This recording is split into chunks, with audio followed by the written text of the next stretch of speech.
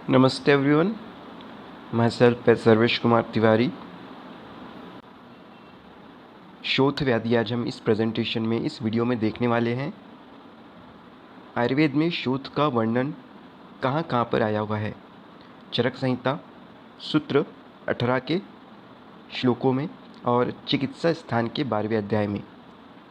सुश्रुत संहिता में सूत्र स्थान 17वें अध्याय में और चिकित्सा के 23वें अध्याय में शोथ का वर्णन किया गया है।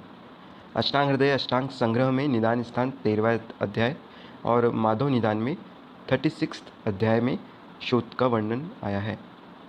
शोथ के पर्याय दिए हुए हैं शोथ, शोथक, शोफ, शवथु, ऐसे कुछ अलग अलग पर्याय दिए हुए हैं जिसका मीनिंग एक ही होता है, शोफ, शोथ करना, उत्सेद करना। शोथ की व्याख्या हम देखते हैं माधव निदान में, उत्सेदम सहमतम शोफम तम आहु निचय आदतः।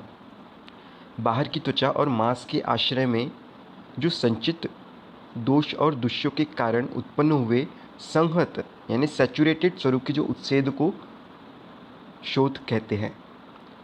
बाहर की जो हमारी त्वचा है और मांस, इन दोनों के बीच में दोष और दुष्य के बिगड़ने से जो भी वहाँ पे सैचुरेशन होता है, जो भी वहाँ पे अभी हम आगे पढ़ेंगे वहाँ क्या हो सकता है, जो भी चीज़ें वहाँ जमा होती है उससे उत्सेद हो जाता है, त्वचा का वहाँ पे उत्सेद, स्वेलिंग, एलिवेशन होता है, उसे शोथ कहते हैं। शोथ के कई प्रकार हैं। चरक सूत्र 18 में दिया हुआ है, सुश्रुत चिकित्सा में अष्टांग हृदय निदान स्थान 13वें अध्याय में आए हुए हैं श्लोक के अलग अलग प्रकार। तो हम देखते हैं सभी को यहाँ पर एक टेबल में लिया गया है। एक विध शोथ कहा गया है जिसमें मात्र उत्सेद कहा जा सकता है कि स्वेलिंग आई है, एलिवेशन है, उसे शोथ कहेंगे, एक विध शोथ। द्विविध शोध करके आया हुआ है जिसमें निज शोथ और आगंतुज शोथ करके दो प्रकार आए हुए हैं। त्रिविध शोथ में वात पित्त कफ ऐसे तीनों दोषों के शोथ का वर्णन किया गया है। चतुर्विध शोथ में वात पित्त कफज और आगंतुज, आगंतुज एक्स्ट्रा प्रकार बताया गया है। सप्तविध जो है, सप्तविध में वात पित्त कफ द्वंद्वज जिसमें वात कफ पित्त कफ और सन्निपातज ऐसे सातों प्रकार का वर्णन आया हुआ है।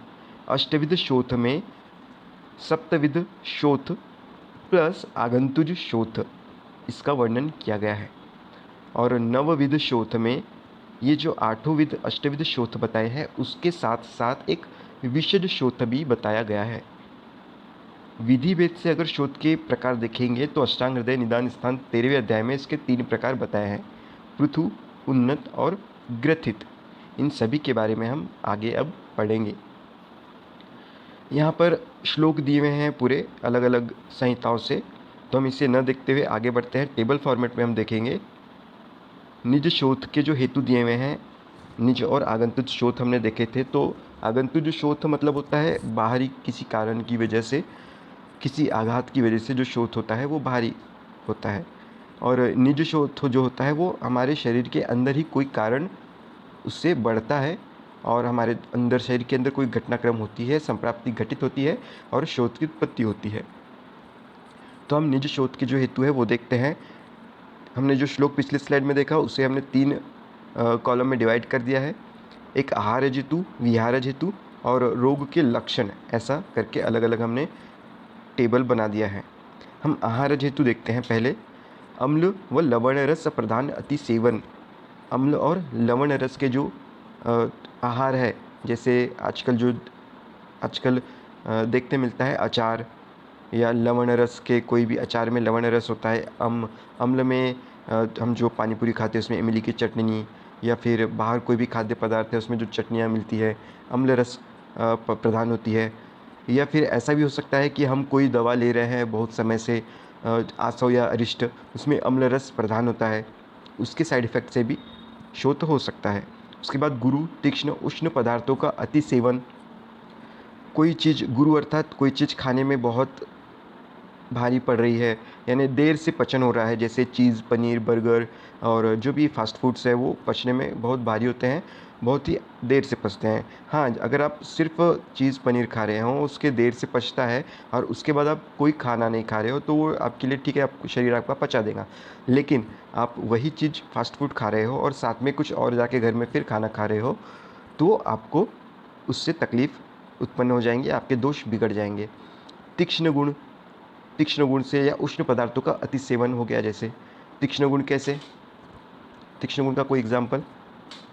तीक्ष्ण मतलब जो हम तरी पोहा खा रहे हैं, जो हम कोई एकदम मिर्ची साथ में लेकर बैठे हैं, खाना खाते समय किसी किसी को आदत होती है अलग से मिर्ची मंगवाते हैं, खाते हैं, लाल मिर्ची ज़्यादा डाल देते हैं, ऐसी तीक्ष्ण चीज़ें, उष्ण चीज़ें, ज़्यादा ही गर्म चीज़ें खा रहे हैं, ज़्यादा गर्म स्वभाव वाली चीज़ें खाना, ऐसे चीज़ों से हमारे अंदर के दोष बिगड़ जाते हैं और उनसे संप्राप्ति होना शुरू हो जाती है। और जहाँ ख वैगुण्य हुआ वहाँ पे कोई व्याधि उत्पन्न हो जाती है, चाहे वो शोथ ही क्यों ना हो या कोई अन्य व्याधि भी हो सकती है।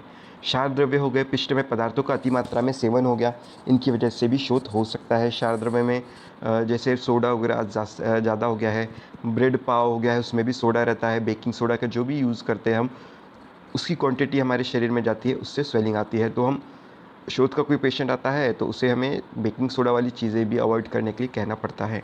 पिष्टमय हो गए, बिस्किट्स वगैरह। फिर आहार हेतु में और क्या बताया गया है? फल, हरित शाक, राग यानी अचार, चटनी वगैरह वगैरह, दही, हरितक, मद्य, मंदक यानी मंदक को, अपक्व दही को मंदक कहा गया है। विरूढ़ धान्य, नवान्न, शमी धान्य यानी उड़द, मटर, ऐसे इन पदार्थों के सेवन से शोथ की उत्पत्ति होती है, दोष बिगड़ जाते हैं। लेकिन हाँ, इन पदार्थों के नियमित अभ्यास से ही आपके दोष बिगड़ेंगे। किसी एक दिन में, महीने में एक बार अगर ऐसा इसका इनटेक कर रहे हैं आप, तो आपको शोथ नहीं होगा, आपका ये हेतु नहीं कहलाएगा, ये दोष नहीं बिगड़ेगा। लेकिन आप रोज़ रोज़ हफ्ते में 3 से 4 बार ऐसी चीज़ें कर रहे हैं, आदत अपने शरीर को लगा दिए हैं, तो आपके शरीर के अंदर के दोष बिगाड़ देगा। ऐसे ही नेक्स्ट में दिया हुआ है अनुप, ग्राम्य, शुष्क मांस और जलज प्राणियों का मांस, जो जल में प्राणी रहते हैं, जो सूखे मांस खाते हैं। अनुप मतलब जो समंदर के किनारे वाले एरिया हैं, वहाँ के प्राणियों के मांस, और ग्राम्य मांस, मछली का सेवन, इनका सेवन जो ज़्यादा करते हैं उनमें दोष बिगड़ के स्वेलिंग या शोथ उत्पन्न कर देते हैं।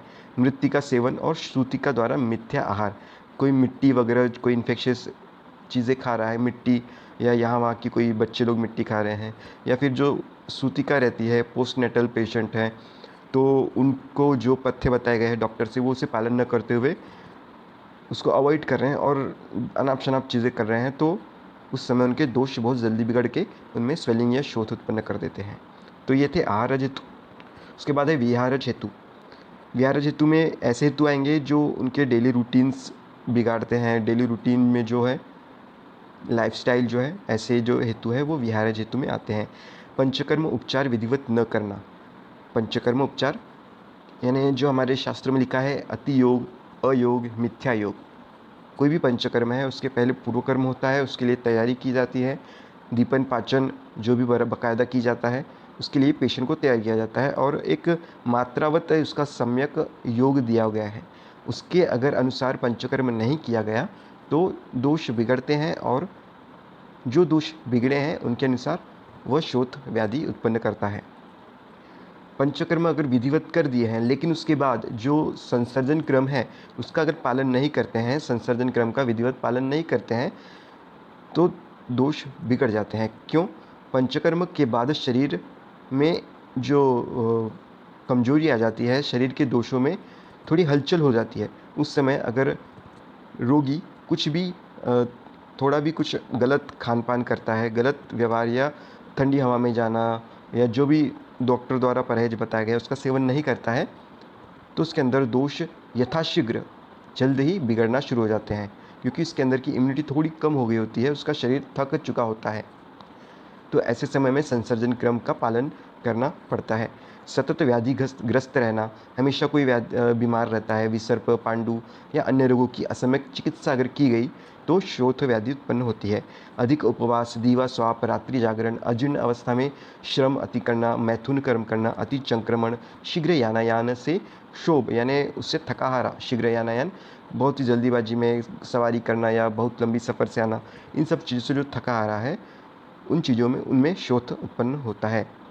जैसे कोई लॉन्ग ड्राइव में या लंबे समय से प्रवास कर रहा है, ट्रेन में बैठा है, उनमें पैरों में शोथ उत्पन्न हो जाता है, मुंह में शोथ उत्पन्न होता है, तो इसका हेतु हमारे शास्त्रों में पहले दिया हुआ था।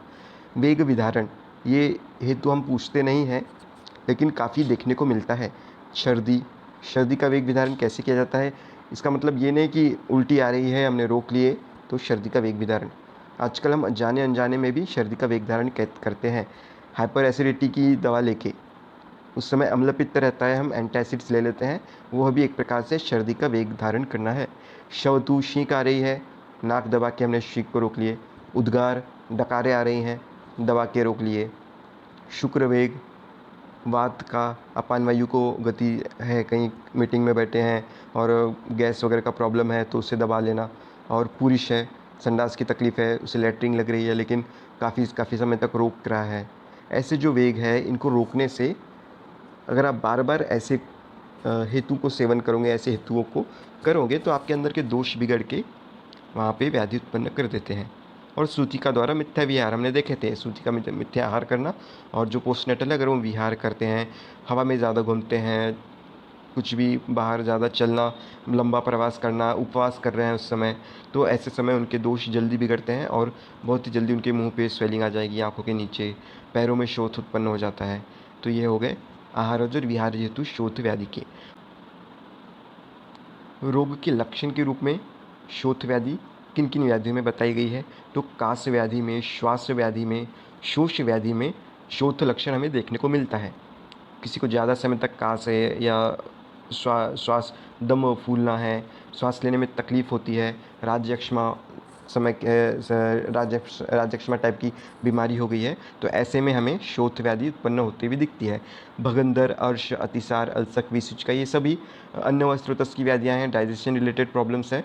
भगंदर में जैसे फिस्टुला हो गया, अर्श हेमोरॉइड्स, अतिसार ज़्यादा मैंने पे दस्त लगना, लैट्रिन ज़्यादा होना। अल्सक पेट की कोई बीमारी हो गई, पेट में खाना पच नहीं रहा है, एकदम टाइटनेस आ गई है, एब्डोमिनल डिस्टेंशंस आ गए हैं।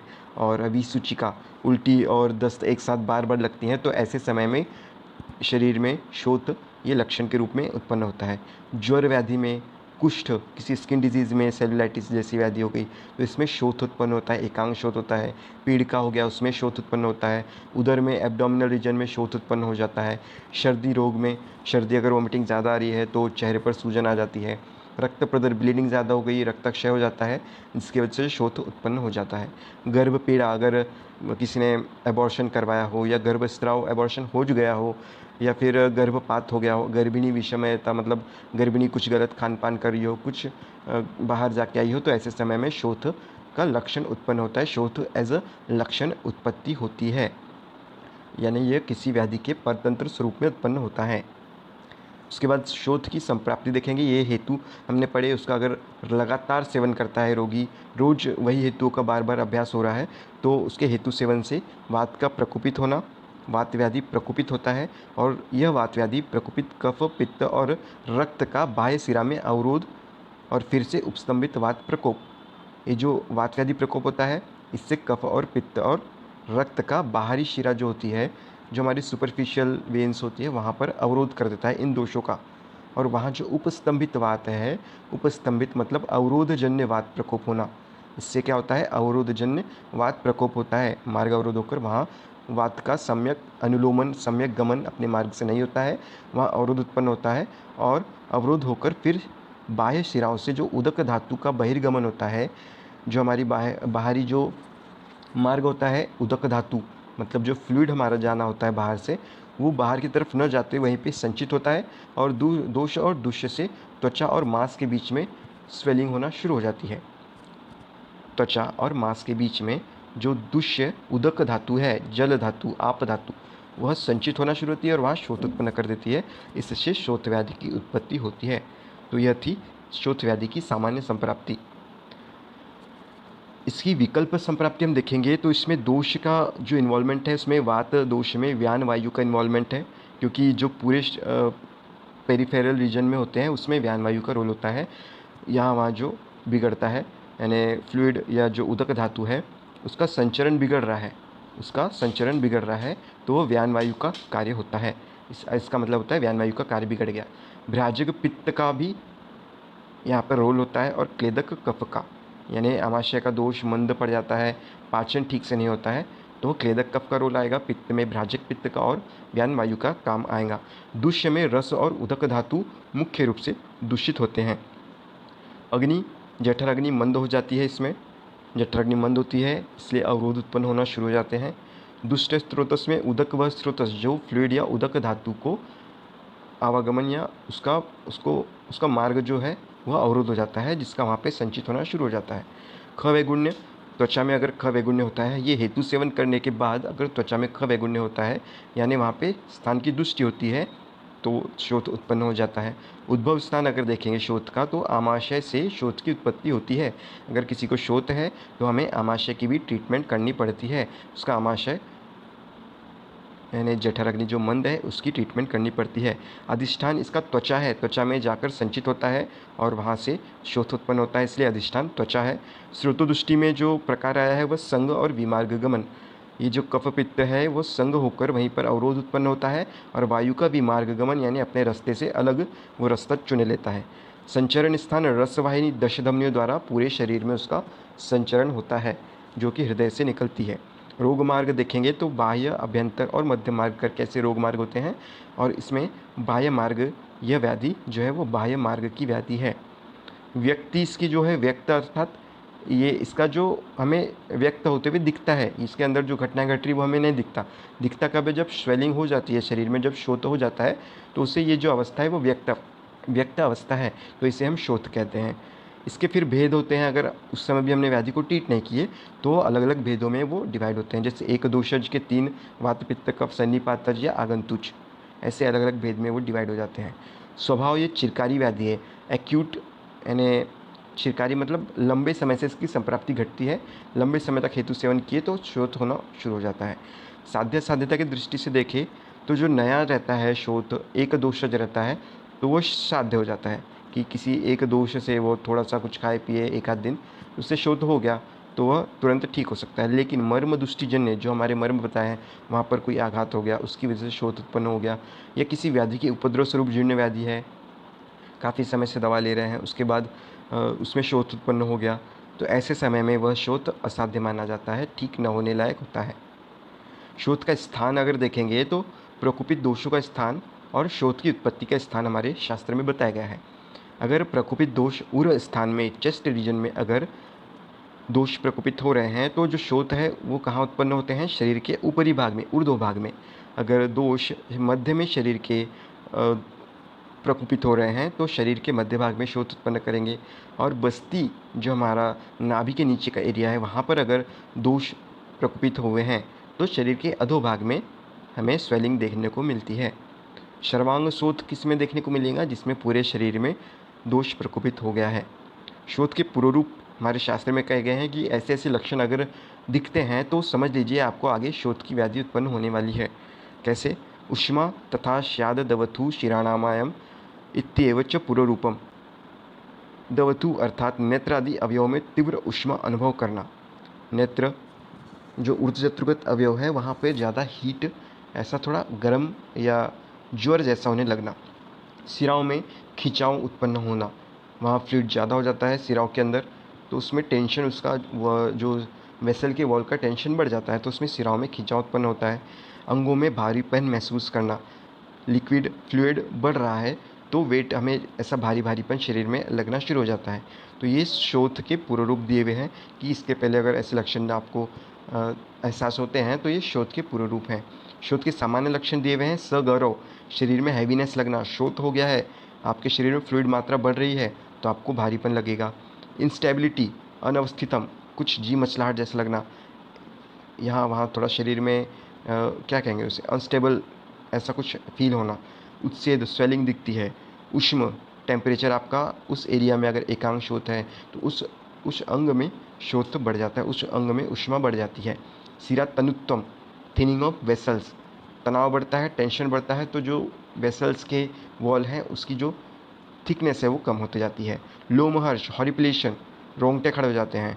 अंग विवर्णता, discoloration of skin over the limbs, अंगों में जो हमारे शरीर के अंग है उसमें विवर्णता आनी शुरू हो जाती है, उसका कलर चेंज होना शुरू हो जाता है।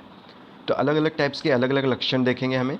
तो वातज शोथ का प्रकार है, उसमें शीत, रुक्ष, लघु, विशद ऐसे गुण जो प्रधान आहार करते हैं विहार में श्रम उपवास, ज़्यादा उपवास करना, ज़्यादा मेहनत का काम करना, फिजिकल वर्क ज़्यादा करना, इससे वातज शोथ की उत्पत्ति होती है। और उसमें लक्षण दिखते हैं चल, तनु और परुष त्वक, जो स्किन है वो पतली हो जाती है और हार्डनेस उसकी बढ़ जाती है। अरुण वर्णी, असित वर्ण यानी जो कृष्ण वर्ण की ब्लैकिश डिस्कलरेशन हो जाता है। प्रसुप्ति, थोड़ा सेंसेशन उसमें जाना शुरू हो जाता है। हर्ष, उसमें थोड़ा टिंगलिंग नमनेस शुरू हो जाती है। अरति, रोम पतन, जो भी वहाँ पे रोए हैं उसका गिरना शुरू हो जाती है। प्रोन्नमति, प्रपीड़ितो, दीवाबली, शिप्रोत्थान, प्रशमन, ये मुख्य मुख्य जो लक्षण है वात के, कि उसमें अगर आप उसको उंगली से अगर वहाँ पर दबाते हो, जिसे मॉडर्न में पिटिंग एडेमा कहते हैं, प्रोन्नमति प्रपीड़ितो, दबाने पर उसमें उसमें डीप थोड़ा गहराई आ जाती है, दबा हुआ वहाँ पे स्किन रहता है। और यह जो वातज शोथ है वो दिन में ज़्यादा होता है और रात को कम हो जाता है। दीवा बलि, दीवा बलि, क्षिप्रोत्थान प्रशमन, जल्दी से, क्षिप्रोत्थान मतलब शीघ्र, वातज शोथ शीघ्र शोथ भी होता है इसमें। अगर वातज शोथ है तो पेशेंट आपको कहेगा कि स्वेलिंग आती है और स्वेलिंग चली जाती है, तो ये जल्दी से आता है और जल्दी से कम भी हो जाता है, तो वातज शोथ का प्रकार में आता है। और उपशय अनुपशय से अगर देखें तो स्नेह उष्ण से इसमें उपशय मिलेगा। स्नेह अगर कोई सा आप दे रहे हैं उसे, उष्ण ट्रीटमेंट दे रहे हैं तो उससे उपशय उससे मिल जाएगा। पित्तज शोथ में हेतु क्या दिया हुआ है कि अति उष्ण तीक्ष्ण आहार सेवन, क्षार अम्ल लवण आहार सेवन, अजीर्ण अशन, अग्नि के संपर्क में ज़्यादा आ गया है तो उसके पित्तज के जो विकल्प संप्राप्ति में पित्तज दोष बढ़ेंगे और ये शीघ्र उत्पन्न होता है। पित्तज दोष कृष्ण पीत नील ताम्रवर्ण का होता है। रोम मृदु और कपिल ताम्रवर्ण के, ये जो है उसके स्वभाव देवे हैं, उसके रोम मृदु हो जाते हैं उस एरिया में। शोथ स्थान पर आपको दाह, ओश, जोश, बर्निंग सेंसेशन और ऐसा लगता है वहाँ से धुआं निकल रहा है। उसमें थोड़ा ठंडे लेप की या ठंडा पानी लगाओ तो बहुत अच्छा लगता है, इच्छा होती है वहाँ पे शीत कामना। स्पर्श असहत्व, वहाँ पर आप छूने नहीं देंगे अगर कोई पेशेंट है उसको। पित्तज शोथ है तो वहाँ पर वो आपको टच करने नहीं देगा। स्वेद आधिक्य, उसे पसीना ज़्यादा आना शुरू हो जाता है। क्लिन्नता, उष्णता और आरक्ति वर्णता, ऐसे लक्षण उसमें दिखने शुरू हो जाते हैं। नेत्र, वक्त्र, त्वक, मल मूत्र, जो भी मल है तो यह पीतता उसमें आनी शुरू हो जाती है, पीलापन आना शुरू हो जाता है। तृष्णा, ज्वर, अतिसार, क्लेद, मद, भ्रम, ऐसे लक्षण जो पित्त के लक्षण हैं, स्पेशल पित्त के टाइप के लक्षण है, वो शुरू हो जाते हैं। कफ दोष में गुरु, मधुर, शीत, स्निग्ध और ऐसे गुणों से युक्त जो पदार्थों का सेवन करता है। अति निद्रा, अव्यायाम, जो व्यायाम नहीं करे, ऐसे कफ कारक कारणों से कफज शोथ की उत्पत्ति होती है। उसके लक्षण कैसे आएंगे? शोथ स्थान की त्वचा और रोम में पेलरनेस, पांडुवर्णता आ जाएंगी। शोथ स्थान में भारीपन, स्निग्धपन, श्लक्षणता, स्लिमीनेस, स्थिरता, स्त्यांता, ऐसा गीलापन महसूस होता है। शीतता, कठिनता, कंडू आदि ऐसे कफ के लक्षण वहाँ उत्पन्न होने शुरू हो जाते हैं। निद्रा का ज़्यादा आना, बहुत ज़्यादा नींद आना, उल्टी का मन करना, ज़्यादा सलाइवेशन होना, अग्निमांद हो जाना, अरोचक, ऐसे पूरे शरीर के लक्षण उत्पन्न होते हैं। निशाबली अर्थात रात में बढ़ने वाला होता है। कफज शोथ रात में बढ़ने वाला होता है और वातज दीवा बलि लिखा था वहाँ पे, दिन में वातज शोथ बढ़ जाता है। निपीड़ितो चौन्नमते अर्थात शोथ स्थान में अंगुली से दबाए जाने पर उत्पन्न हुई अवनतता तुरंत उभर नहीं आती, धीरे धीरे उभरने लगती है। पिटिंग एडेमा हमने इसको कहा था। वातज अगर शोथ है तो उसमें आप दबाओगे तो तुरंत स्किन लेवल पे आ जाती है, लेकिन अगर कफज शोथ है तो जो पिटिंग एडेमा है वो स्किन वापस आने में टाइम लेगा। तो यह डिफरेंशियल डायग्नोसिस हो सकता है कफज शोथ वातज शोथ में। आगंतुज शोथ, इसका हेतु क्या है? छेदन, भेदन, क्षणन यानी अस्थियों का अवचूर्णन होना, फ्रैक्चर होना। भंजन, पिच्छन, कुचलना। उत्प्रेषण यानी ऊपर से पिस जाना। प्रहार, किसी से घाव या चोट लगना। पीड़न, दबाव होना। वध, बंधन, बांधना, ज़्यादा टाइट कोई चीज़ें बांध के रखना। वेस्टर्न, व्यधन, सुई आदि से तीक्ष्ण नोकदार वस्तु से धस जाना। प्रपतन यानी गिरना कहीं से। काष्ठ, अश्म, शस्त्र आदि से प्रहार करना, ऐसे। और भल्लातक के फूल या रस या आत्मगुप्ता यानी जिसे हम किवाच कहते हैं, इनके रोगों का संस्पर्श होना। शूक वाले जो कृमि होते हैं, बिच्छू, भौरा, मधुमक्खी जिसमें डंक रहते हैं, ऐसे इनके डंक का स्पर्श होना। विषैले प्राणियों के पसीने से, दंश से या उनके स्पर्श मात्र से। विषैले प्राणियों के दांत, नख, सिंग अगर ऐसे अवयवों से आघात। समुद्री हवा, विषैली पॉइजनस जो हवा आती है, हीम ऐसा, अथवा आग से संपर्क होना। एंड जो भी बाहरी कारण है, ओवरऑल अगर देखें तो हम जो भी बाहरी कारण है उससे आगंतुज शोथ उत्पन्न होता है। इसके लक्षण प्राय पित्त प्रधान होते हैं, जो पित्त में हमने लक्षण देखे हैं उसके समान लक्षण होते हैं, उष्ण और आरक्त वर्ण के होते हैं। तो यह थे आगंतुज शोथ। इसमें हमें कोई डिजीज़, कोई ड्रग्स का साइड इफेक्ट हमें देखने को मिला, स्टेरॉइड, यह भी आगंतुज शोथ में आता है। और एक विषज शोथ, विषज शोथ में ड्रग्स आते हैं। स्टेरॉयड वगैरह, जैसे विषैले प्राणियों के दंश, नखादि द्वारा आघात, ये सब विषज में भी आता है। और विषद तृणकाष्ठ आदि के संपर्क या इनके ऊपर से आने वाली वायु से संपर्क होना, इसमें शोथ मृदु होते हैं, चल शीघ्र फैलने वाले होते हैं, कभी अचल होते हैं, कभी नहीं फैलते हैं, वेदना युक्त होता है, दाहकर होता है और आरक्तवर्णीय और पकने वाले होते हैं। तो ये थे विषज शोथ के प्रकार। शोथ के उपद्रव में कि शोथ कई कई दिनों से है और उसकी ट्रीटमेंट चालू है लेकिन ठीक नहीं हो रहा है, तो उसके उपद्रव शुरू हो जाते हैं। सर्दी, श्वास यानी उसमें उनकी श्वास फूलने लगती है, श्वास कष्ट उत्पन्न हो जाता है, अरुचि और तृष्णा, ज्वर, अतिसार, दौर्बल्य, ऐसे लक्षण शोथ के उपद्रव स्वरूप में आते हैं। शोथ का व्यवच्छेदक निदान हमने टेबल में दिया हुआ है कि कौन सा शोथ है या किसी का लक्षण मात्र है, इसे देखने के लिए शोथ का व्यवच्छेदक निदान हमने देखा है, कौन सा शोथ है, किस शोथ से आया है। तो शोथ ये कफज शोथ में दिखेगा, लक्षण उदर में दिखेगा, हृदय रोग में दिखेगा, पांडु में दिखेगा। स्थान के अनुसार अगर हम देखेंगे तो कफज शोथ में मुख शोथ से शुरुआत होगी, मुख से शुरुआत होते हुए नीचे जाएंगी, तो वह कफज शोथ है। उदर में उभय पाद शोथ मिलेगा, असाइटिस जिसे हम मॉडर्न में कहते हैं, उसमें दोनों पैरों में स्वेलिंग मिलेगी। हृदय रोग में उभय पाद शोथ मिलेगा, हृदय रोग में भी आपको दोनों पैरों में स्वेलिंग मिलेगी। और पांडु व्याधि में अगर शोथ है तो अक्षिकूट शोथ, दोनों आँखों के नीचे शोथ उत्पन्न होगा। शोथ का स्वरूप देखें तो कफज शोथ यह मृदु शोथ है। न उन्नमति प्रपीड़ित हमने देखा था कि उसमें अगर आप पेटिंग एडेमा जैसा अगर देखना चाहें, उंगली से आप शोथ पर दबाएं तो उसका लेवल धीरे धीरे लेवल पे आता है, वो मृदु शोथ होता है, मृदु टाइप का। उदर में भी मृदु शोथ होता है और नोन्नमति प्रपीड़ित इसमें भी देखने को मिलेगा। और हृदय रोग में मृदु शोथ, नोमनि प्रपीड़िति, इसमें भी हृदय रोग में भी देखने को मिलेगा। तो यह कफज शोथ उदर और हृदय रोग में देखने को मिलेगा। स्पर्श असत्व देखेंगे तो इन जो 4 व्याधियाँ दी हुई हैं, कफज शोथ में, उदर में, हृदय रोग में, पांडु में स्पर्श असत्व नहीं है, आपको पेशेंट छूने देता है। उष्ण स्पर्श भी नहीं मिलेगा आपको, वहाँ पर कोई उष्णता या उसकी हीटनेस वहाँ पर नहीं मिलती है। रेडनेस भी नहीं मिलेगी। और अन्य लक्षण जो आपको देखने को मिलेंगे कफज शोथ में, मूत्र अल्पता मिलेगी, क्योंकि वहाँ पर फ्लूइड ज़्यादा जम रहा है तो मूत्र से निकलना कम हो जाता है, इसलिए मूत्र अल्पता। ज्वर और स्थैमित्य आपको कफज शोथ में मिलते हैं। उदर व्याधि में जल संचिति के लक्षण मिलेंगे, यकृत की वृद्धि मिलेगी आपको। हृदय रोग व्याधि में हृदय का आकार में वृद्धि होती है, आयासेन श्वास, पेशेंट बताता है कि कुछ करने जाओ, कुछ काम करो, सीढ़ियाँ चढ़ो, तब उसे ब्रेथलेसनेस ऐसा लक्षण उत्पन्न होता है और यकृत की वृद्धि भी मिल सकती है। पांडु व्याधि में पांडुता, पैलरनेस पूरे शरीर में दिखेंगी, हृदय स्पंदनम, पाल्पिटेशंस और दौर्बल्य, कमजोरी दिखती है। ऐसे ही अगले 4 व्याधि है श्लीपद, अभिघात, विद्रदी और विसर्प। इसमें भी शोथ उत्पन्न होगा। श्लीपद में आपको स्थान उसका पैरों में ज़्यादा आपको दिखेगा, अभिघात में जो है जहाँ पर चोट लगी है वहाँ पर शोथ दिखता है, विद्रदी में विद्रदी के स्थान पर ही शोथ आएगा, विसर्प में विसर्प के स्थान पर। और शोथ का स्वरूप देखेंगे तो श्लीपद में घन कठिन शोथ उत्पन्न होगा। घन कठिन शोथ मतलब थोड़ा वो जाड़ापन, शोथ में जाड़ापन दिखेगा आपको, स्किन वहाँ की जाड़ी दिखेगी। अब अभिघात में मृदु शोथ रहता है। नोन्नमति प्रपीड़िति इसमें भी है कि आप उसमें पिटिंग एडेमा देख सकते हो। और मृदु शोथ विद्रदी में, विसर्प में भी मृदु शोथ। स्पर्श सत्व, उष्ण स्पर्श और आरक्तवर्णता आपको श्लीपद में नहीं मिलेगी, बाकी 3 डिजीज़ में मिलेंगी। अन्य लक्षण देखें तो श्लीपद में ज्वर से शुरुआत होगी, यह इन्फेक्शियस डिजीज़ है इसलिए इसमें ज्वर से शुरुआत होती है, अत्यंत चिरकारी है, धीरे धीरे बढ़ती है और वंशण ग्रंथि वृद्धि होती है। इंग्वाइनल लिम्फ नोड में आपको वहाँ पर स्पर्श होगी।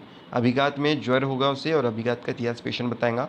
विद्रदी में ज्वर, उत्सेद और पाक और भेद होगा। और विसर्प में ज्वर, त्वक दुष्टि के लक्षण मिलेंगे, रक्त दुष्टि के लक्षण मिलेंगे, शीघ्र विसर्प ये फैलता है। ठीक है, तो ये हमने शोथ व्याधि देखा, उसके डिफरेंशियल डायग्नोसिस भी हमने आयुर्वेद के अनुसार देखे। तो यह था आपका शोथ व्याधि का लेक्चर। Thank you.